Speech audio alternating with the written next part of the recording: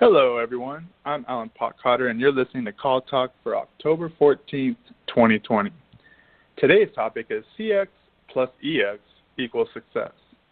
If you're listening live, we invite you to be part of the show and ask questions.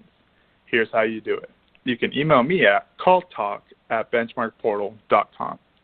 I want to remind everyone that all of our shows are archived and can be available to listen to any time of the day at benchmarkportal.com. Now, with that, I would like to introduce the host of the show, Bruce Belfiore. Thank you, Alan, and welcome back to CALLTALK, everyone. Well, as Giovanni Agnelli, the former chairman of Fiat, now Fiat Chrysler, once said, the problem isn't data. The problem is what the data mean and how to make the data actionable.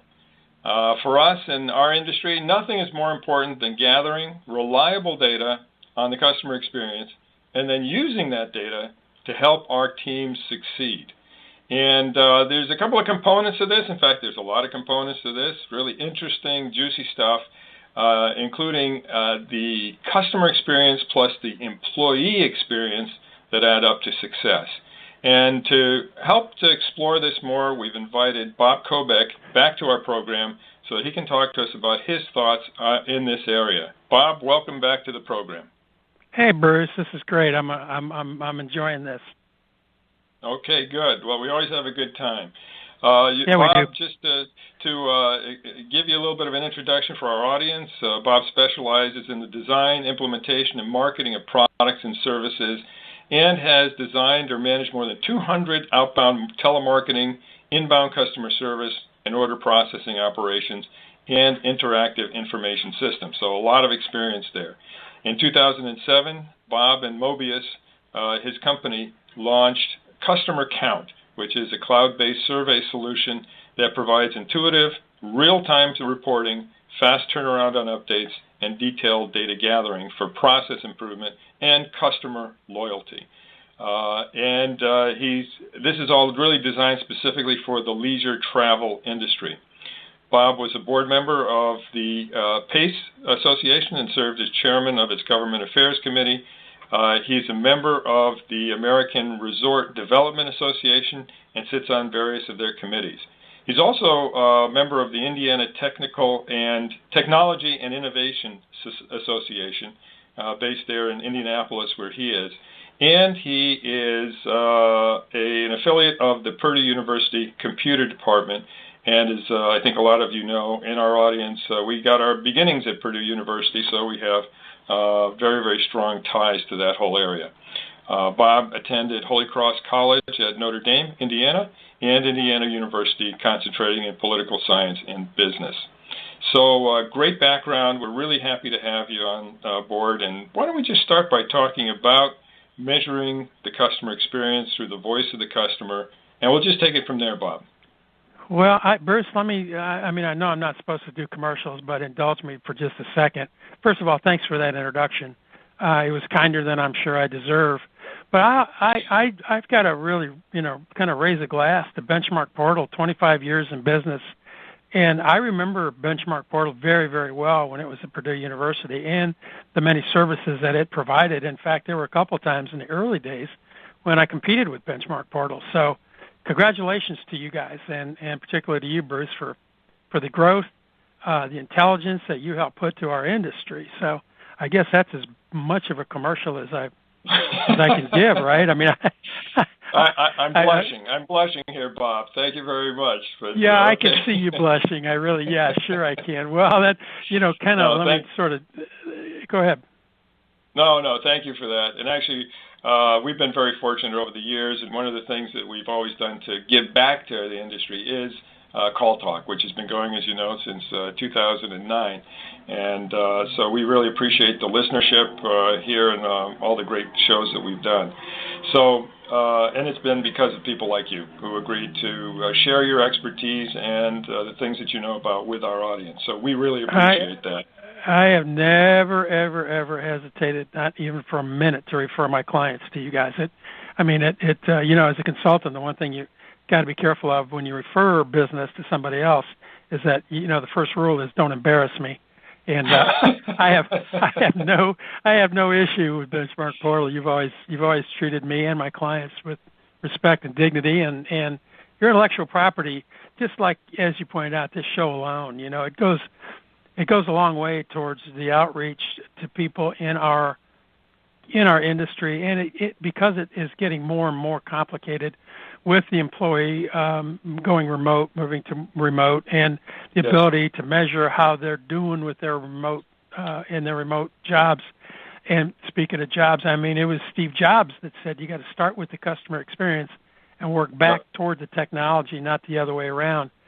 And you say a lot of things about Steve Jobs, but one thing he was is a visionary, and he said that a long time ago, and it holds true today. In fact, one of the things that I found, Bruce, and this is maybe a little bit, I don't know, controversial is the right word, but I think that I don't think many things have changed in the contact center industry other than the fact that the technology has really sped up the needs, the requirements, the customer experience, the measurement of the employee experience, and what might be creating the difference and causing the difference.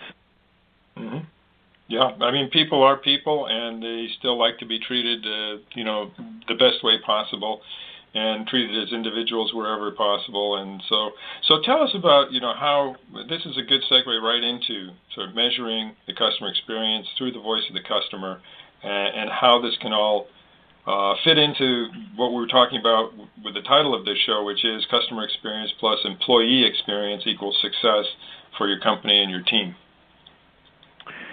Start with the customer itself, and some of the reasons why the customer experience and measuring the voice of the customer is particularly important, and the different types of measurements, which is probably the easiest place to start.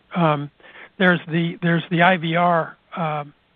Press 1, press 2, press 3 after this call if you'd like to take a short survey. There's also the we're gonna text you an invitation to answer 3 questions. There's the online email survey, which can you can ask a lot of questions in that one without creating too much survey fatigue. So there are a lot of different ways to measure, which also then means that you've got to be very, very careful about what you measure. There's so many times when companies will ask so what questions. They'll ask a question, they'll get the answer, but they have no idea what to do with that answer. And so rather than taking up space, which is what that does, you're just wasting space, you might as well ask the questions that are germane. 8 questions are better than 10. I always say it's always spring cleaning is always a good thing to apply to surveys and to operations. So always a good idea to review things and make sure that because some things that were relevant aren't relevant to you anymore. And as you mentioned, with more and more companies going virtual, there may be some other things that they should be testing for, they should be looking for.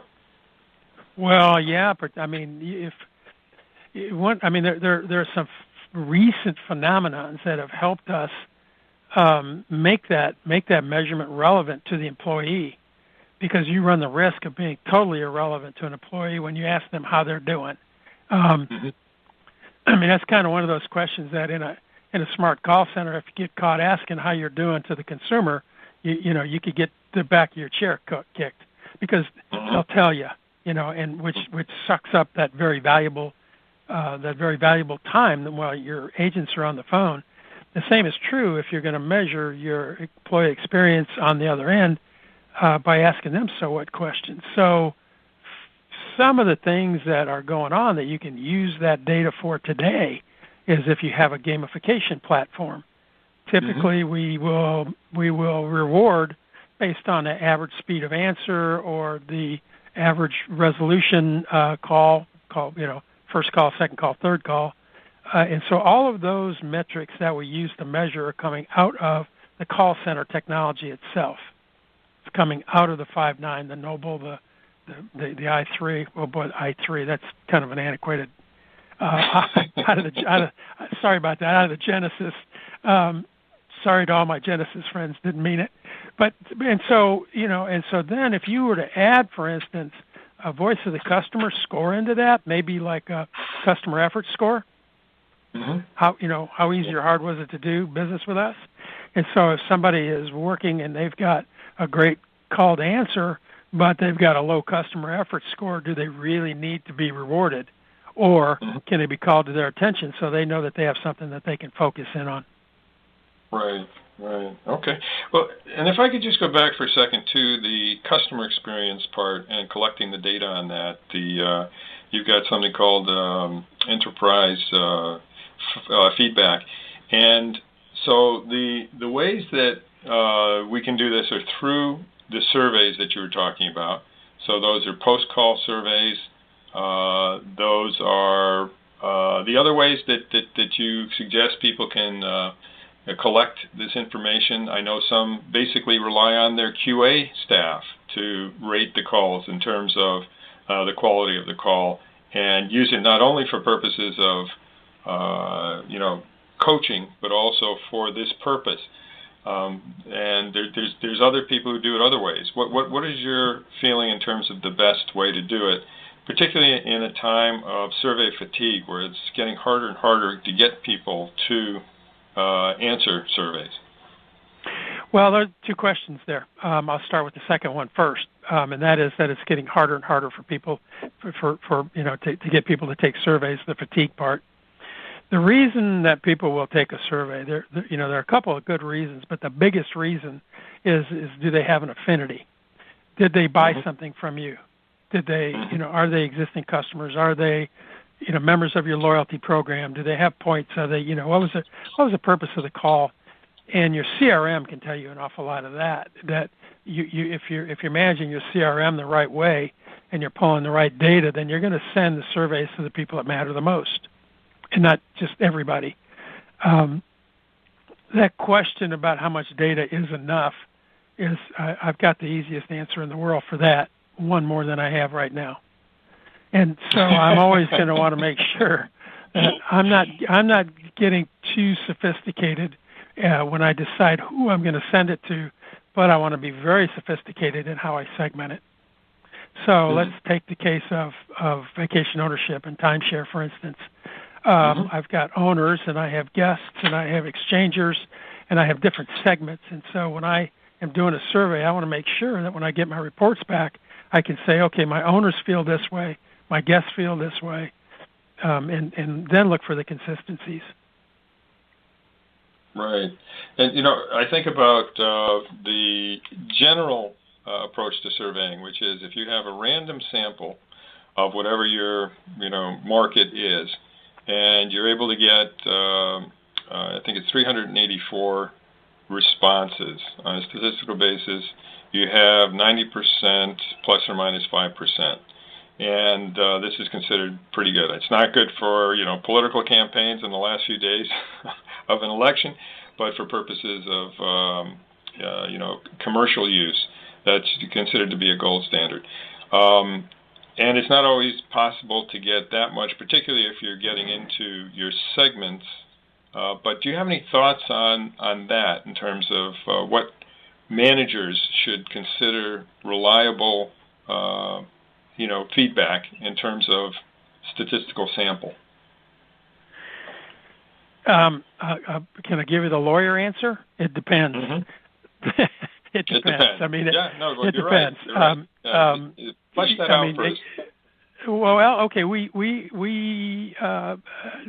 if you have a database of 30,000 owners or existing customers, we'll say 30,000 existing customers, and you want to do a customer satisfaction survey, which is different than feedback. I want to do a survey. I want to find out, get a general idea of what their satisfaction levels are and why. And I can ask a Net Promoter Score question in that one too, by the way. And if when I deploy that survey, if those are existing customers, I can expect about a 20% response rate. Knock on wood. But, that's a nice response rate. I've seen surveys as high as 40. And keeping in mind too that the difference between an online survey and a phone survey, we'll say, and this is proven out to be true, especially in the political polling, Bruce. is online is more accurate than phone. People won't necessarily tell you the truth when you're on the phone. They may not want to admit that they're voting for this person over that person, which is part of the problem with the with like the HCAP surveys and for Medicare scores versus the online where people tend to be brutally honest. And they're not going to be honest to the point where they're just going to complain because you're going to hang them with a new rope. They're going to more likely than not tell you the truth because they're not having to embarrass themselves in front of somebody.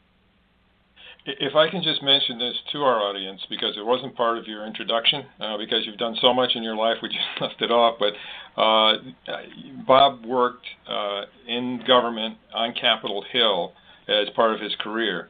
And the reason I mention this, Bob, is because what you just said about the reliability of different forms of,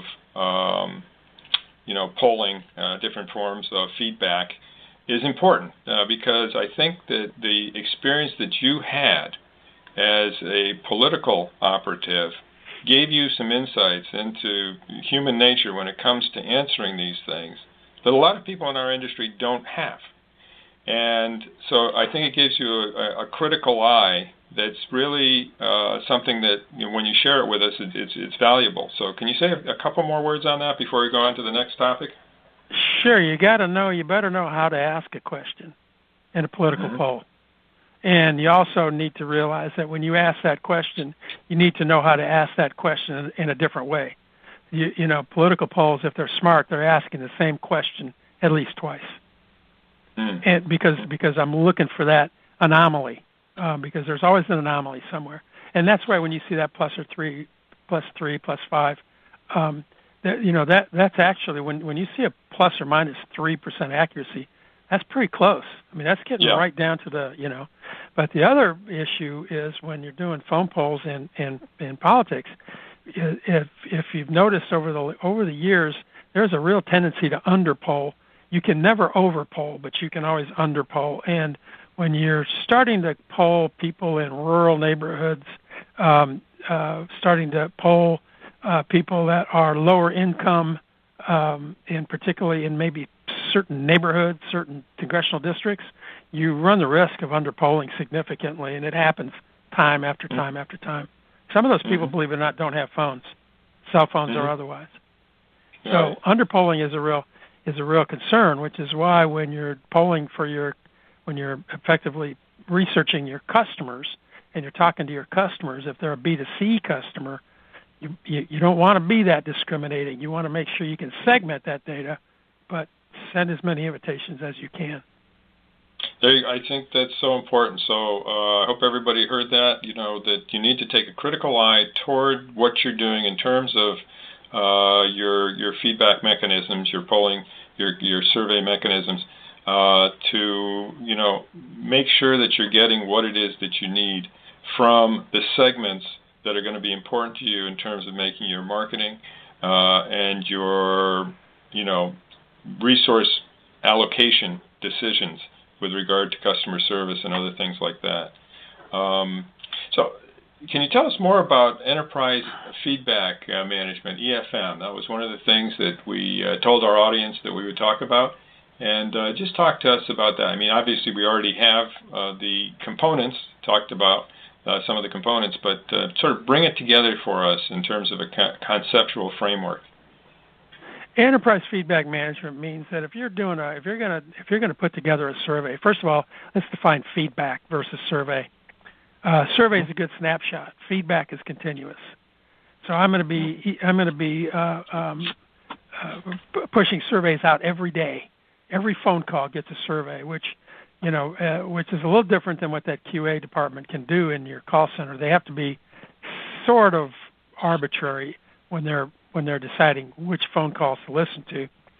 In the case of feedback, you're throwing it out there to every phone call that comes in, and you're doing it consistently and you're doing it daily, so that you can look for trends, you can spot opportunities for immediate improvement, and by immediate, like within the hour.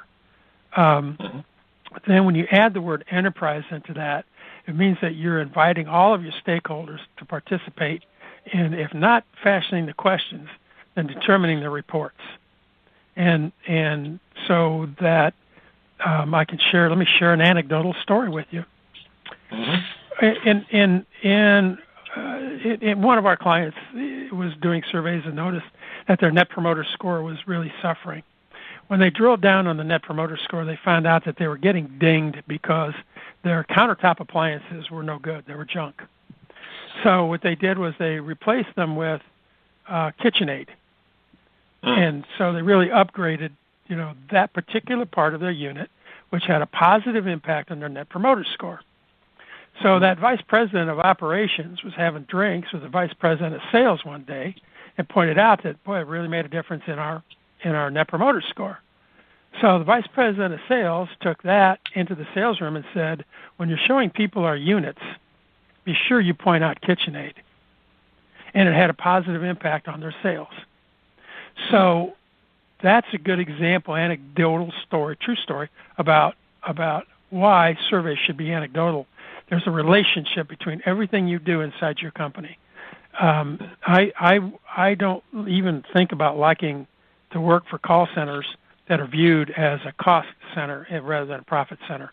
And so when you're measuring the customer experience and the employee experience, you should be looking at it as a way to improve your profits. And the best way to do that is to make it an enterprise-wide survey. Include everybody. Include marketing, include sales, include operations, include the C-suite. Mm-hmm. Oh, it's a great idea. Absolutely. Absolutely. I was at one of the conferences and someone was talking about surveys and that they had gotten a survey from their Volvo dealership. And it said at the beginning, right at the top, it said, if you're not, giving us the highest marks, please stop this survey and give us a call. Yeah, what the automobile industry, particularly dealers, have done is they have really managed to damage a really brilliant measurement called the Customer Service Index, the CSI. And there have been call centers that have told people, look, you're going to get a survey after we hang up. You're going to get it via email. So I'd appreciate it if you give me good scores. If you have enough data, believe me, those things start to stick out. When an average, if an average call center agent is on the phone, or any channel for that matter, in the omni-channel world, and you see this one matrix that sticks out that says, oh, they were super friendly, and everything else is bad, it's like, okay, they're prompting. So if you're paying attention to your reports, you can see where prompts are happening. The CSI thing, they've really bastardized that one. It's important to have the kind of experience that you have, sort of the conceptual clarity on what should be done, and then the professional standards on how to carry them out. And then I won't call it a jaded eye, but that's an experienced eye on the data that comes in so that you can actually do a good job in terms of interpreting that data, right? Just like Giovanni Agnelli said, being able to understand what it means, because it can be incredibly helpful to you. I mean, we've seen situations in which centers that are really hurting, by using the kinds of techniques that you're talking about, can really do great things for their enterprises and for their people. But you have to have that level of professionalism brought to the table. So the kind of thing that you've been I tell you, Bruce, I know some call center managers, and I will say that most call center managers that I know of can spot a report and find anomalies within 30 seconds. Mm-hmm. I mean, I can look at a report and say, wait a minute, this person has a really short average call length, but they got a real high closing rate. What's going on here compared to the rest of the group? And there are times when, believe it or not, I've had to fire my top producer because they're doing things that just aren't right. And the reason you got to fire them is because bad habits spread in a call center really fast. So good call center managers know how to look at reports, and they can't really get enough of them. Right. Sometimes you have to make those painful decisions.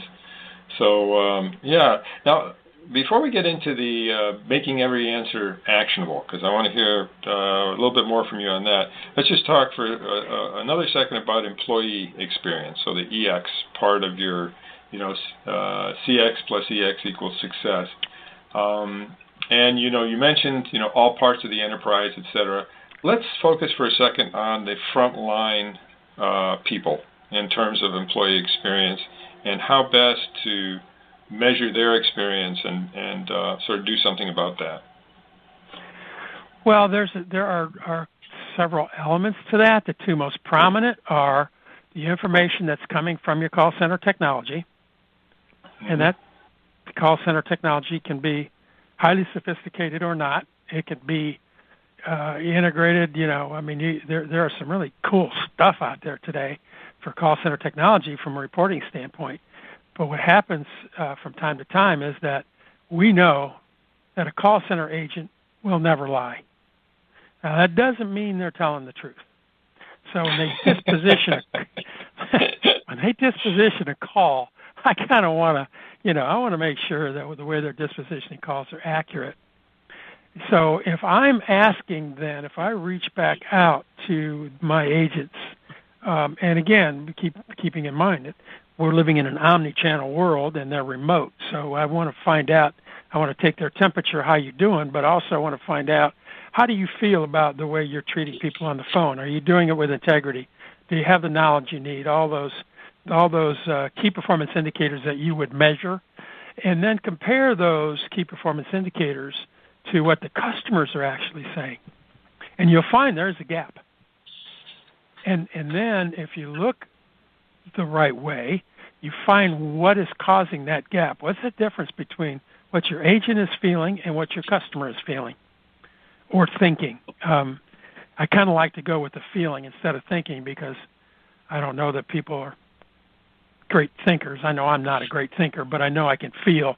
And so I'm looking for that gap. And it's almost like a gap analysis, and it's very, very measurable. And again, in the omni-channel world, that is true with email transactions. It's true with, you name it. And the more remote, the more important that employee experience measurement becomes. Mm-hmm. Mm-hmm. Okay. That's great input there. So we're sort of getting toward the end of our half hour here. So let's talk about how to ensure every answer is actionable. If you could give us your thoughts and your insights on that, that would be great. The answer to that question is in the question itself. Don't ask it if you can't do anything about it. Yeah. It's just, 8 questions are better than 10. 5 questions are better than 8. And so for it to be actionable, you have to ask the question. And, that question, if it's something that you have no control over, why bother? Unless you want to prove a point to the suits upstairs that, hey, if I had these pots and pans, I could do a better job. But other than that, there's no other reason. There's no real reason to ask it unless you can fix it. Most of the questions that are going to be asked can be used as immediate training opportunities. Mm-hmm. By immediate, I mean, as soon as a customer clicks submit, you can pull reports in a good survey system with a good feedback system. Right. Yeah, I think the things that you were talking about, as I mentioned to you earlier, I think that it's always a good idea to do spring cleaning on surveys and operations in general. And in some cases, you may be asking questions that no longer are relevant, and those should be dropped, because one of the things we all know is that the longer a survey is, the more probability somebody is going to drop.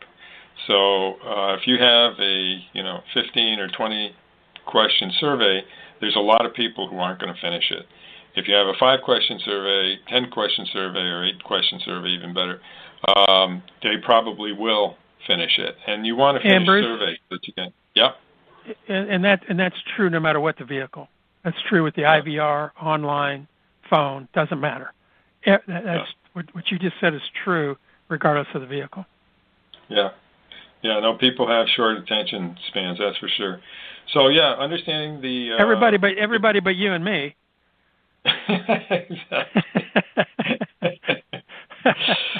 But your thought, what you said about control. In other words, if you can do nothing about it, then why are you asking? Unless it's for some other part of the enterprise where you need to prove a point. But you, as somebody who puts together surveys, et cetera, you need to resist the banging on the door from people in marketing, from people here, from people there, et cetera, who say, oh, you know what? I'd like to add this onto your questionnaire. No.